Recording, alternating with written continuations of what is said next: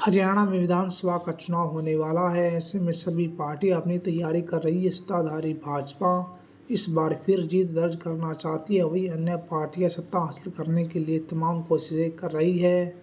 इसी बीच जाट वोटर्स को लुभाने के लिए भाजपा आरएलडी को साधने में लगी है। जानकारी के मुताबिक दोनों पार्टियों में बातचीत जारी है। भाजपा और आरएलडी के बीच बातचीत अंतिम दौर में है। जानकारी के मुताबिक आरएलडी हरियाणा में 4 सीटों की मांग कर रही है, वहीं भाजपा 1 या 2 सीटें देने के पक्ष में है। हरियाणा चुनाव में अपनी स्थिति और मजबूत करने के लिए बीजेपी गोपाल कांडा और विनोद शर्मा के भी संपर्क में भी है।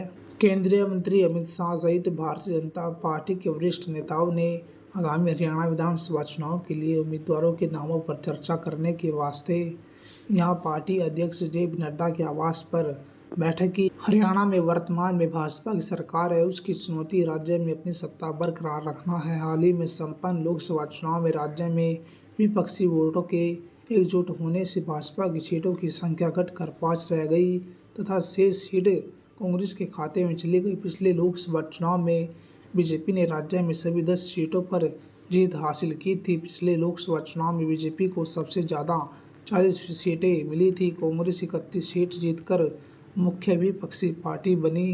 विधानसभा चुनाव में जननायक जनता पार्टी 10 सीट जीतने में सफल रही। 7 सीटें निर्दलीय को और इनेलो पार्टी को 1 और हरियाणा लोकहित पार्टी को 1 सीट पर जीत मिली। बाद में भाजपा ने जसपा के साथ मिलकर गठबंधन की सरकार बनाई। मनोहर लाल खट्टर फिर से राज्य के मुख्यमंत्री बने, जबकि जसपा के दुष्यंत चौटाला उप मुख्यमंत्री बने। हालांकि लोकसभा चुनाव में सीट साझेदारी को लेकर असहमति के बाद यह गठबंधन टूट गया। बाद में भाजपा ने निर्दलीय विधायकों के समर्थन के दम पर अपनी सरकार बचा ली। कुछ दिनों के बाद भाजपा ने खट्टर को मुख्यमंत्री पद से हटा दिया और नायब सिंह सैनी को राज्य की कमान सौंपी।